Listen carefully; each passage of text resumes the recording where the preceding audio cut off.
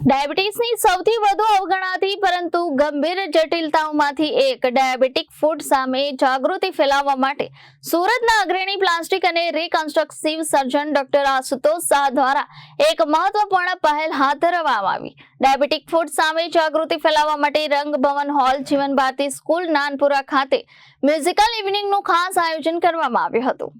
ગાંવથી સ્વસ્થતા સુધી પગ બચાવવાનો સંકલ્પ, જીવન બચાવવાની દિશામાં એક મિશન। સુરતના ડાયાબિટીક ફૂટ સામે જાગૃતિ લાવવા માટે અનોખી પહેલ હાથ ધરાઈ છે। સુરતના અગ્રણી પ્લાસ્ટિક અને રિકન્સ્ટ્રક્ટિવ સર્જન ડોક્ટર આશુતોષ શાહ દ્વારા નાનપુરા ખાતે ખાસ મ્યુઝિકલ ઇવનિંગનું આયોજન કરવામાં આવ્યું હતું, જ્યાં ડાયાબિટીક ફૂટ જેવી ગંભીર સમસ્યા અંગે લોકોને જાગૃત કરવામાં આવ્યા હતા। સુરતમાં ડાયાબિટીસની ગંભીરતા જટિલતા એટલે કે ડાયાબિટીક ફૂટ સામે જાગૃતિ ફેલાવવા માટે રંગભવન હોલ જીવન ભારતી સ્કૂલ નાનપુરા ખાતે મ્યુઝિકલ ઇવનિંગનું આયોજન કરવામાં આવ્યું હતું। સુરતના અગ્રણી પ્લાસ્ટિક અને રિકન્સ્ટ્રક્ટિવ ડોક્ટર આશુતોષ શાહના જણાવ્યા મુજબ ડાયાબિટીસની સૌથી ખતરનાક અને ઘણીવાર અવગણાતી અસર ડાયાબિટીક ફૂટ છે, જેમાં નાનો ઘા પણ ધીમે ધીમે ઇન્ફેક્શન, ટીસ્યુ ડેમેજ અને અંતે પગ કાપવા સુધી પહોંચી શકે છે।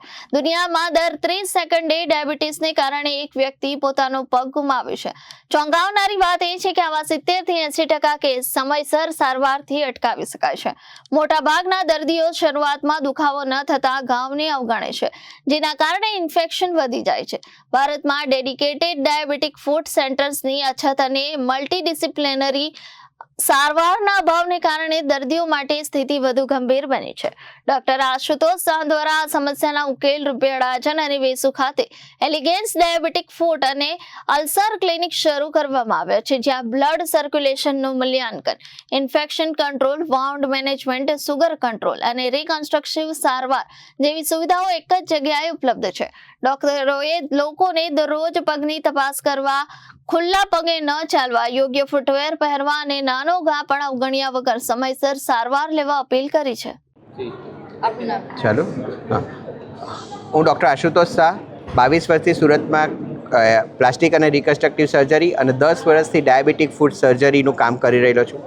Elegance Diabetic Foot and Ulcer Clinic એ અમારું સપનું હતું કે લોકોના પગ ડાયાબિટીસને લીધે નહીં કપાય, અને એને માટે આજે અમે ગૌરવભેર કરી શકીએ છીએ કે 10,000થી વધારે પેશન્ટની ટ્રીટમેન્ટ, 90%થી વધારે એમ્પ્યુટેશન પ્રિવેન્શન એટલે કે પગ નહીં કપાય, બીજી જગ્યાએ પગ કપાનું કીધું હોય તો પણ પ્લાસ્ટિક સર્જરીની મદદથી પગ નહીં કાપીને પેશન્ટોને ચાલતા કરવાનું અમને સફળતા જે મળી છે એના માટે અમે ભગવાનનો આભાર માનીએ છીએ।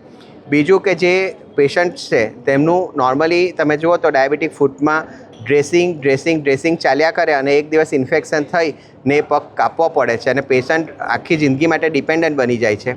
અમારે ત્યાં અલ્સર કેમ પડ્યું એ શોધીને અને કેમ નથી મટતું તેની સારવાર કરવામાં આવે છે। એટલે જે અલ્સરના 4, 5, 6 મહિના ડ્રેસિંગ ચાલતા હોય એ અલ્સર 21 દિવસથી મહિનામાં મટી જાય છે અને લાંબો સમય મટેલું રહે છે। પેશન્ટ પોતાના રોજગાર પર, પોતાના કામ પર જઈ શકે છે, બોજ બનવાને બદલે સમાજને અને ઘરને મદદરૂપ થઈ શકે છે।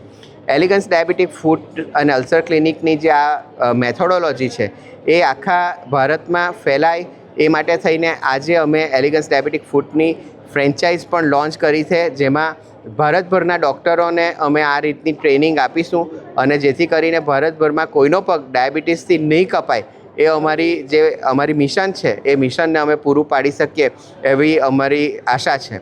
આજે અમે એક અવેરનેસ પ્રોગ્રામ કરી રહેલા છે, જેમાં અમારા બધા જૂના પેશન્ટો આવી રહેલા છે। એ લોકોને માટે અમે એક નાટક કરી રહ્યા છે, જેમાં અવેરનેસ થશે કે ડાયાબિટીસમાં શું કાળજી રાખવી જોઈએ। એ ઉપરાંત એક મ્યુઝિકલ ઇવનિંગ અને એમના માટે ડાયાબિટીક ફ્રેન્ડલી ડિનર કરી રહેલા છે। ટોટલ લગભગ 550 જેટલા લોકો આવશે અને સમાજમાં આની અવેરનેસ ફેલાય એ માટે અમે આ પ્રોગ્રામ કરી રહ્યા છે। એ ઉપરાંત ઘણી જગ્યાએ અમે આ રીતના અવેરનેસના લેક્ચર અને ઘણી જગ્યાએ સોસાયટી, મંદિરો, બધી જગ્યાએ અમે આ અવેરનેસ કરીએ છીએ।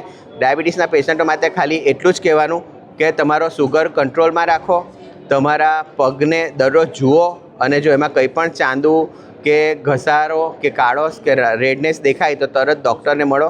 ડાયાબિટીસમાં દેર એટલે તમારા પગનો ઢેર, એટલે તમારે પગ બચાવવા હોય, ચાલતા રહેવું હોય, ડિપેન્ડન્ટ રહેવું હોય તો સુગર કંટ્રોલ અને પગનું દરરોજ નિયમિત ચકાસણી, અને જ્યારે જરૂર પડે તો Elegance Diabetic Foot and Ulcer ક્લિનિકની વિઝિટ કરવી, જે અડાજણમાં મધુવન સર્કલ ટ્રિનિટી બિઝનેસ પાર્કમાં છે, અને બીજું વેસુમાં ટાઈમ સ્ક્વેર જીડી ગોયંકા સ્કૂલની આગળ કેનાલ રોડ પર છે, જ્યાં તમે કોન્ટેક્ટ કરી શકશો. आपका नाम? मेरा नाम के.एन. शुक्ला है और मैं सूरत से हूँ.